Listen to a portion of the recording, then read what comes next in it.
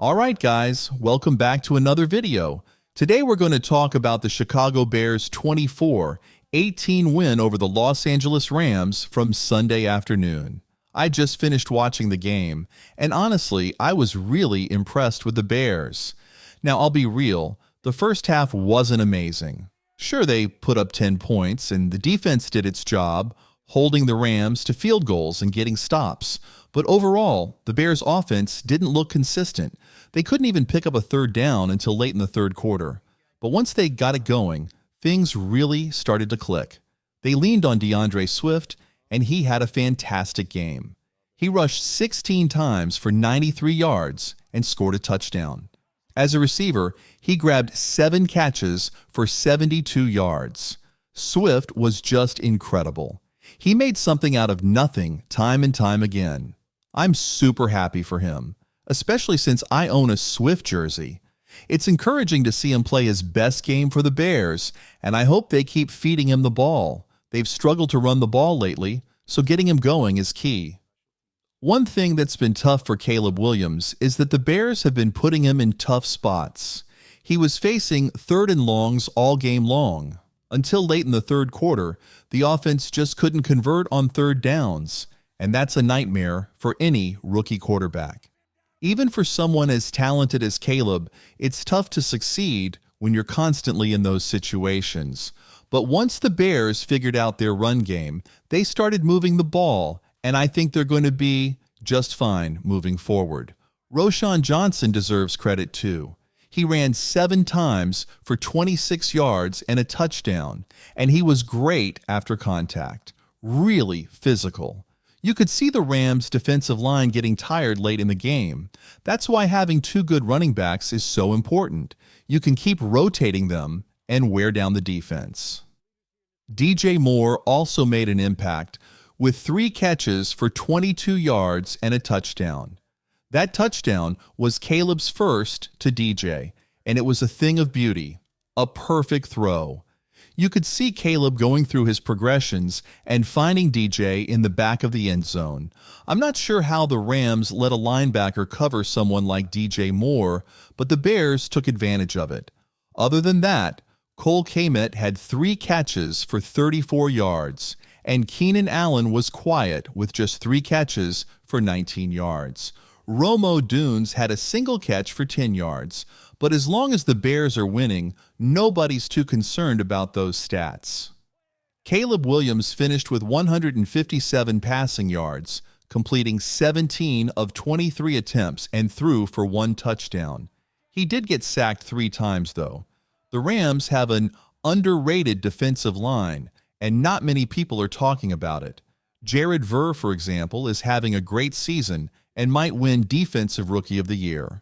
Despite the pressure, Caleb stayed calm, made smart throws, and didn't turn the ball over. Well, except for a fumble that his offensive lineman recovered. The Bears avoided costly turnovers and even forced a few on the Rams.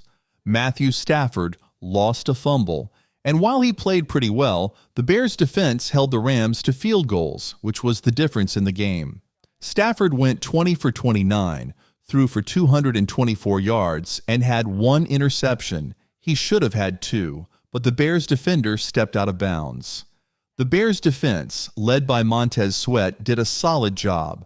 Sweat, in particular, made a key hit on Stafford that led to a late interception. He's been a beast.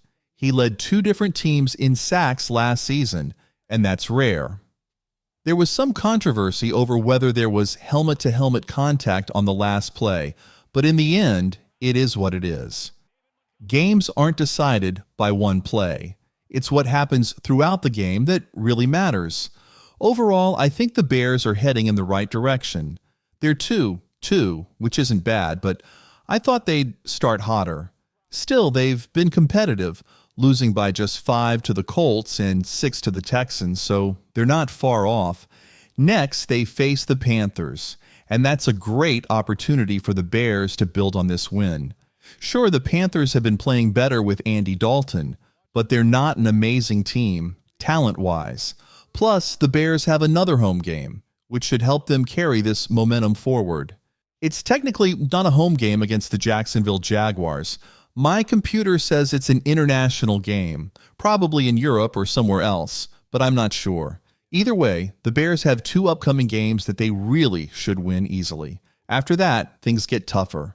Washington is on fire right now, and then they've got Arizona, New England, Green Bay, Minnesota, Detroit, San Francisco, and Minnesota again.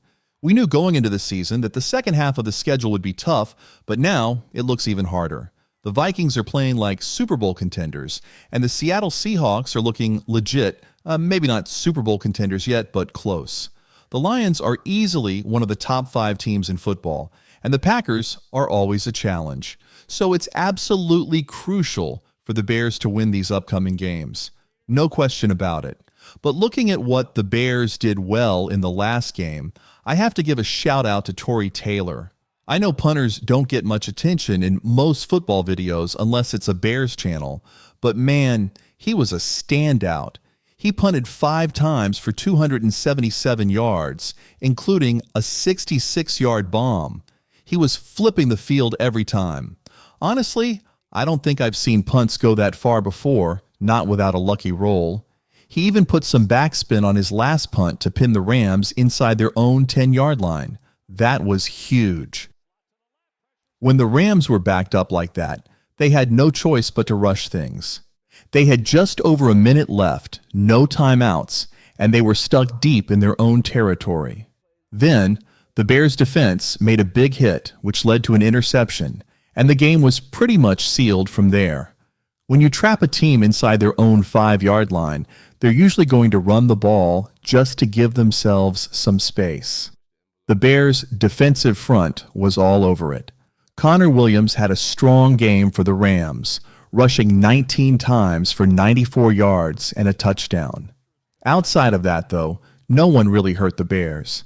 Tutu Atwell had a solid game, and a few other receivers made some decent catches, but the Rams couldn't finish drives. When they got into the red zone, they couldn't execute. They settled for field goals, which you'll take any day if you're the Bears. Letting the other team kick field goals is a win for the defense, especially when you know your offense can put up 20 to 24 points.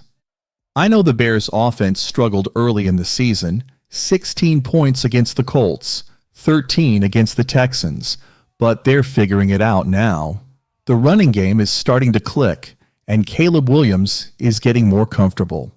It's a marathon, not a sprint, and Chicago is only going to get better as the season goes on. You can see that Shane Walden, the offensive coordinator, is getting into a rhythm too.